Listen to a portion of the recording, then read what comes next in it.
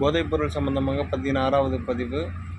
இடையில ஒரு 2-3 நாள் மட்டும் பதிவுகள் போடாமல் இருப்பேன். காரணம் என்னென்னா, எனக்கு பையன் பிறந்திருக்கான். அதனால் ஹாஸ்பிட்டலுக்கு வீடுமா கொஞ்சம் டைமிங் செட் ஆகாதனால பதிவுகள் போட முடியல. இனிமேல் தொடர்ந்து பதிவுகள் வரும்.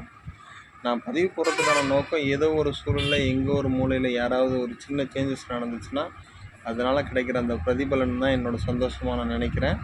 அதனால தான் இந்த பதிவை தொடர்ந்து போட்டுட்ருக்கேன். அது மட்டும் இல்லாமல் இனிமேல் இதே சூழலில் தான், இதே சமுதாயத்தோடு தான் சார்ந்து என் பையனும் வளரப்போகிறான்.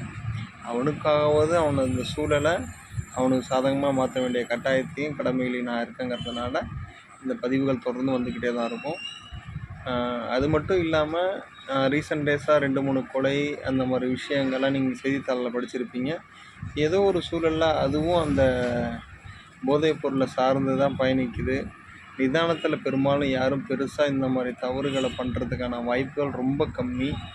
அப்போ ஏதோ ஒரு சூழலில் இதுவும் ஒரு காரண காரியமாக இருக்கிறதுனால அரசாங்கங்கள் இதன் மீது கவனம் செலுத்தி முதல்ல அரசாங்கங்கள் மதுபான கடை நடத்துகிறத கைவிடுமாறு மறுபரிசீலனை செய்யுமாறு கேட்டுக்கொள்கிறேன்.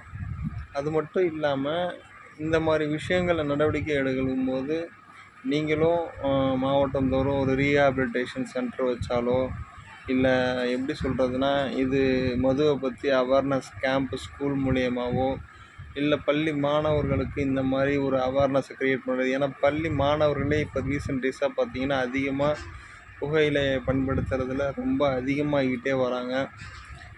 சமுதாயம் எதிர்காலத்தில் ரொம்ப மோசமான சூழலுக்கு போகிறதுக்கான பாசிபிலிட்டிஸ் இருக்குது. சமுதாயத்தை உடல் ரீதியாகவும் மன ரீதியாகவும் கெடுத்துட்டு பொருளாதார வளர்ச்சிங்கிறது ஒரு சரியான ஒரு வளர்ச்சியாக இருக்காதுங்கிறது தான் என்னோடய கருத்து. அரசாங்கம் கொஞ்சம் கவனம் செலுத்தணும். நன்றி, வணக்கம்.